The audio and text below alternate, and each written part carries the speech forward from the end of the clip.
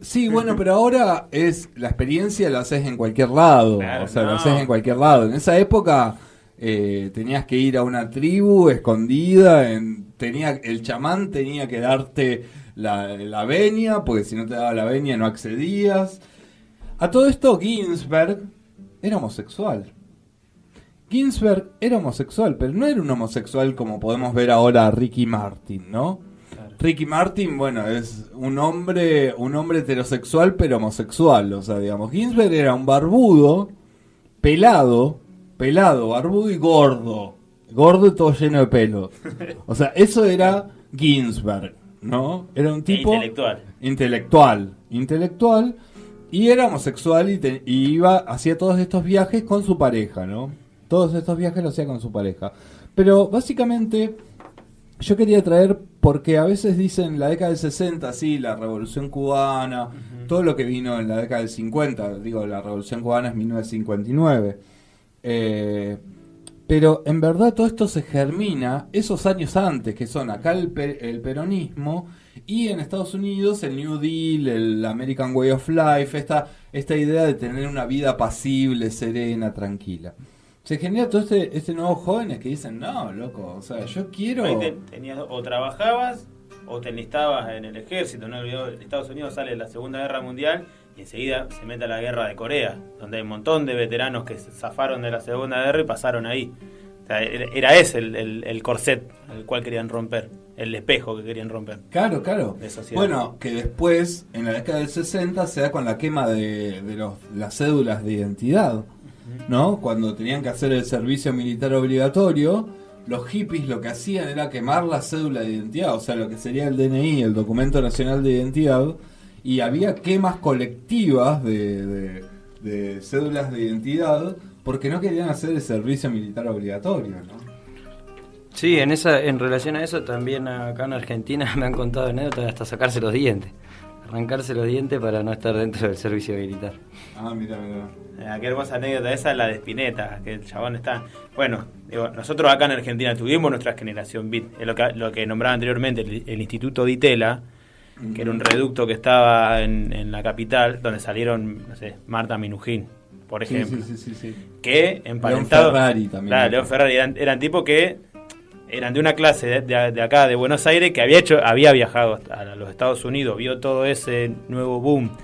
Porque la generación beat no solamente era escritores o tipos que escribían, sino que era teatro, una nueva interpretación de la música. Primero empieza con los escritores, claro, y después se va pasando a la música rock, a todos los otros artes, digamos, a las artes plásticas. Que que un poco la generación beat lo que tiene esto, que toma la música del rock and roll, que es música de negro, o sea, Chuck Berry, Little Richard, todo eso, toman estos blancos, clase media, toman esa música porque ¿qué era? Vos lo nombrabas anteriormente, estos salieron a buscar una experiencia de repente porque estaban encorsetados en su clase media blanca yankee, y de repente los negros agarraron una guitarra, hacían rock and roll, se volvían locos, venían de la música gospel, entonces vieron toda esa naturalidad en sus expresiones y ellos la toman, y ahí es donde nace un poco el rock and roll como la contracultura. Desde ahí lo toman. Y los blancos empiezan a hacer música. Y como un método de resistencia también. Un método de resistencia, un modo de vida, un modo de estar en el mundo. Un modo... Yo creo que es interesante eso, el modo de vida, ¿no? O sea, lo toman como decir, este modo de vida no me va. O sea, no me va el modo de vida de comprarme el autito, comprarme la casita, comprarme el lavarropas, no. Tener al nene, la nena. Tener la nena, ¿no? O sea, es como, es una contracultura en ese sentido. O sea, los tipos venían a romper, digamos, esa forma de sociabilización que ya estaba estereotipada, digamos, en esa época, ¿no? Y no eran tan pibes también, porque eran chabones. Era Ginsberg en ese momento, los 50 y pico, los 60, ya tenía como 40 y pico de años. Sí. Ya era un pájaro paqueteado. Sí. Sí, bueno, pero son el germen, ellos tres, digamos, ese grupito fue el germen que después se fue, bueno, que después fueron los Rolling, que después fueron los Beatles en Inglaterra, y lo que fue Janis Joplin, Jimi Hendrix y Jim Morrison, los tres, ¿no? Los tres, claro. Janis Joplin, Jimi Hendrix y Jim Morrison. Sería como el que estaba en los Estados Unidos y tomó esa cuestión del San Francisco, de la costa este. Sí. Y de hecho venir de ese palo, a Morrison lo conocen los Doors, los otros, Manzarek y todo eso, en convenciones de poesía, porque Morrison escribía y los paraba a la gente y les recitaba poesía. Y lo conoce creo que Robbie Krieger por ahí, se lo cruza después de un montón de tiempo y andaba medio volado. Estos chabones tenían una banda y dice, nosotros no hace falta un cantante. Y vos sos cantante y encima tenés buenas letras, listo. Bueno, una que sigue viva y que también es parte de esa contracultura es Patti Smith, ¿no? Patti Smith viene de toda esa contracultura. Un poco después, pero es ese. De hecho, de Doors, que también lo toman, creo que es William Blake, que es anterior, es un tipo del 1700 y pico, este poeta, y que William Barrow y todo esto lo toman al chabón, que la frase de las puertas de Doors dice, si las puertas de la percepción fueran depuradas, todo se vería tal cual es, digamos. Es esa cita que después la toma Aldous Huxley. En las puertas de la percepción. Las puertas de la percepción. Y es la frase que toma Jim Morrison para ponerle nombre a esta legendaria banda de rock and roll. Claro, bueno, todo surge de este grupo, ¿no? De gente que empieza justamente a decir, bueno, el American Way of Life no es lo nuestro, o sea, digamos. Por eso también se puede nombrar a Jimi Hendrix como un predecesor de lo que después va a ser las Black Panthers, o sea, digamos, las Panteras Negras. O sea, Jimi Hendrix tenía ese anclaje bien negro, ¿no? Y por otro lado tenés a Allen Ginsberg como lo que va a ser el Stonewall para los homosexuales y para los travestis, ¿no? O sea, ese proto homosexual militante que no tiene nada que ver con el homosexual vendible del mercado, digamos, liberal, digamos, claro, ¿no?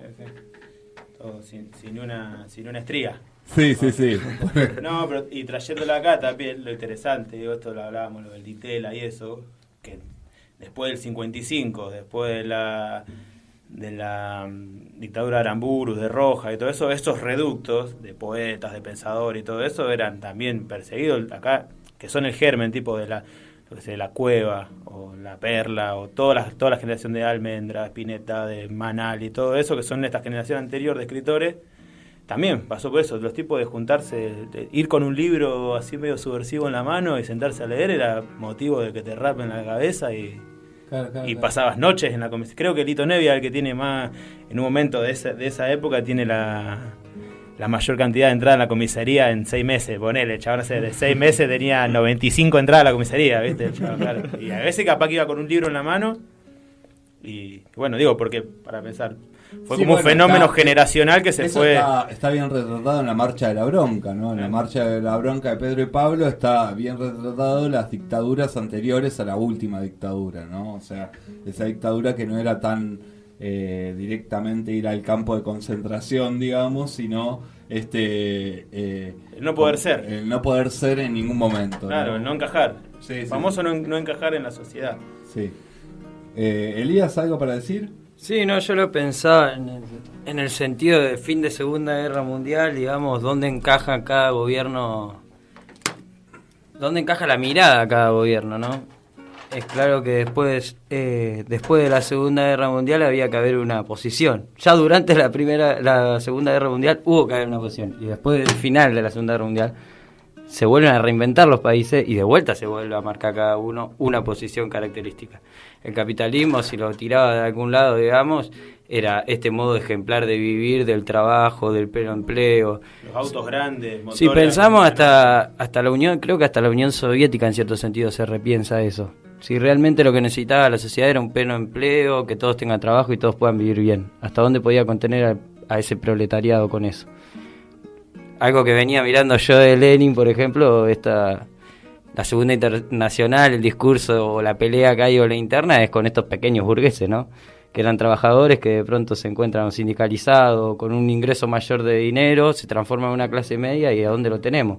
Digamos, en cierto sentido. Y estos, va a ser lo que se va a preguntar Lenin en cierto sentido. ¿Estos nos sirve que estén o no nos sirven que estén? Están perdiendo la autoconciencia, digamos, de proletariado, en cierto sentido. Va a pensarlo Lenin, pero a la vez va a tratar de retrucarlo que no. Bueno, pero yo creo que hay algo que ahí a Lenin y a la propia Unión Soviética se le escapa, y reprime desde Lenin, te digo, no con Stalin, que es el tema de la juventud. Sí.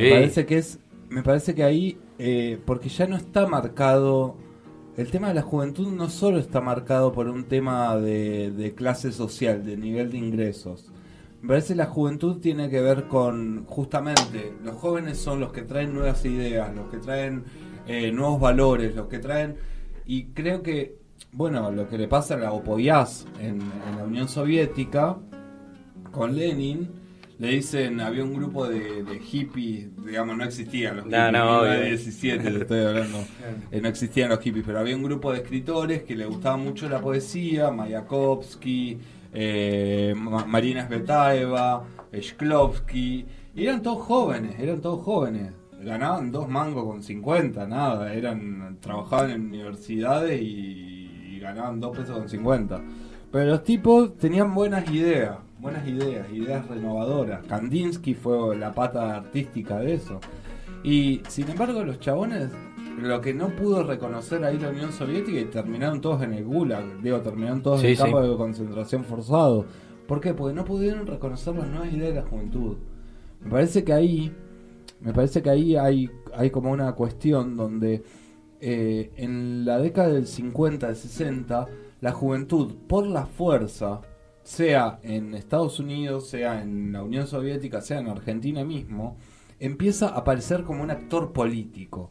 La juventud empieza a aparecer ya no como un rasgo, digamos, solo de clase social, como vos decías, clase media, clase alta, clase baja, sino empieza a aparecer la cuestión etaria como una cuestión de deseos, de innovación, ¿no? Y la juventud empieza a aparecer como un actor político de innovación. Sí, ¿no?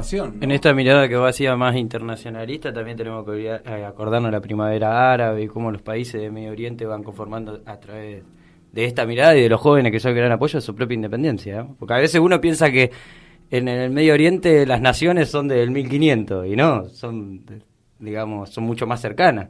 Hay naciones que, no sé, Israel... ¿Qué número es? 1900. Bueno, nos vamos a poner a hablar de Israel justo ahora. No. Israel después de la Segunda Guerra Mundial de 1948, claro, que se forma. Bueno, exactamente, pero la primavera árabe es un movimiento Kuwait, de jóvenes también. Kuwait, por ejemplo. Bueno, sí, también. Pero bueno, pero yo lo que digo es aparecer la juventud como actor político.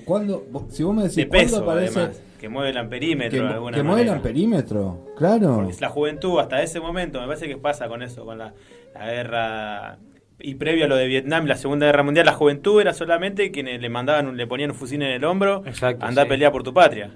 Claro. Y no discutá. Y lo que empieza a pasar con esto es que de repente, bueno, llegan ideas. Otra de las cuestiones son las universidades cuando se abren a la juventud y tienen otro tipo de formación, otro tipo de encuentro. Va por ese lado. Si no eran las universidades de formación y vos salías haciendo... ¿Viste que está esa que parece que va como la de The Wall, Pink Floyd? ¿Viste que van todo... La máquina. La máquina, ¿viste? La máquina. Era como así, sí. La máquina de picar carne. Es que Roger Waters lo hace el tipo en el 1978, 79, pero era como se veía en los años 50, 60 cuando él era Sí, porque The Wall está adolescente. ambientada en la década del 50, 60. Entonces vos, claro, o eras eso o no eras nada, digamos, eras un loco perseguido. Claro, bueno, y acá aparece cuando rompe la juventud como actor político, digamos, y como sujeto de derecho. Pero antes no se pensaba la juventud, como dice Pablo, no se pensaba la juventud como sujeto de derecho. Y es más, si ustedes ven, Pablo trajo el retrato de John William Cook, pero seguramente esto nos va a ayudar a pensar el retrato de John William Cook y ayudar a pensar el imperialismo ya no en términos de clase social, de lucha de clases, sino también en cuestiones etarias, en cómo la innovación de los más jóvenes, la edad de la adolescencia, que es esa edad de romper con los padres, influye en ideas innovadoras que pueden ayudar no solo a ese joven, a ese adolescente en ese momento, sino a toda la sociedad. ¿Se entiende? Sí. Bueno, vamos con un temita. Ahí le pedí un tema al Cato. Capaz que lo tiene preparado. A ver, ¿qué temita, Cato? ¿Me lo decís? Vamos con Oh. Strange Days, que inglés que tengo, de Jim Morrison, The Doors.